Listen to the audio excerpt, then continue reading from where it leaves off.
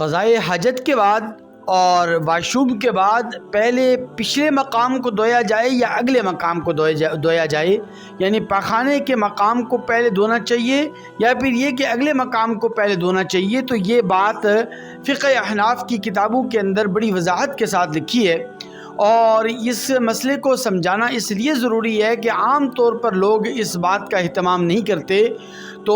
ہمیشہ آپ اس بات کا اہتمام کریں کہ جب بھی آپ استنجا کریں اور طہارت حاصل کریں اور واشروم کے بعد قضاء حاجت کے بعد جب آپ طہارت اور پاکیزگی حاصل کریں تو سب سے پہلے آپ نے پچھلے مقام کو دھونا ہے، پاخانے کے مقام کو دھونا ہے، مقعد کو دھونا ہے۔ اور اس کی وجہ یہ ہے، اس کی دو وجوہات ہیں جو فقہ احناف کی کتابوں کے اندر لکھی ہیں۔ پہلی وجہ یہ لکھی ہے کہ ظاہر سی بات ہے پاخانہ کرنے کے بعد اور واشروم کے بعد پچھلا جو مقام ہوتا ہے وہ زیادہ پراگندہ ہوتا ہے، زیادہ اس کے اندر جو ہے نا وہ گندگی لگی ہوتی ہے، تو پہلے اس کو آپ دھوئیں گے تو پھر جا کے آپ کو طہارت حاصل ہوگی۔ اور دوسری اور اہم ترین بات یہ لکھی گئی ہے، اور یہ بات جو ہے وہ علم طب کے لحاظ سے اور طبی اصولوں کے لحاظ سے بھی، اور ڈاکٹر اور طبیب بھی آپ کو بتلائیں گے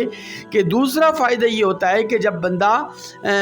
قضاء حاجت کے بعد پچھلے مقام کو دھوتا ہے اور پچھلے مقام کو ملتا ہے تو اس کے نتیجے کے اندر جو پیشاب کے قطرات ہوتے ہیں وہ بھی خارج ہو جاتے ہیں، یعنی بچے کچے جو قطرات ہوتے ہیں تو وہ بھی خارج ہو جاتے ہیں۔ تو ان دو وجوہات کی بنیاد پر اور ان دو حکمتوں کی بنیاد کے اوپر فقہ احناف کی کتابوں میں اور امام اعظم ابو حنیفہ رحمہ اللہ کا یہ قاعدہ اور یہ ضابطہ لکھا گیا ہے کہ قضاء حاجت کے بعد اور قضاء حاجت سے فراغت کے بعد پہلے پچھلے مقام کو دھویا جائے، پھر اس کے بعد اگلے مقام کو دھویا جائے، ورنہ اگلے مقام کو دھونے کا کوئی مقصد حاصل نہیں ہو سکتا۔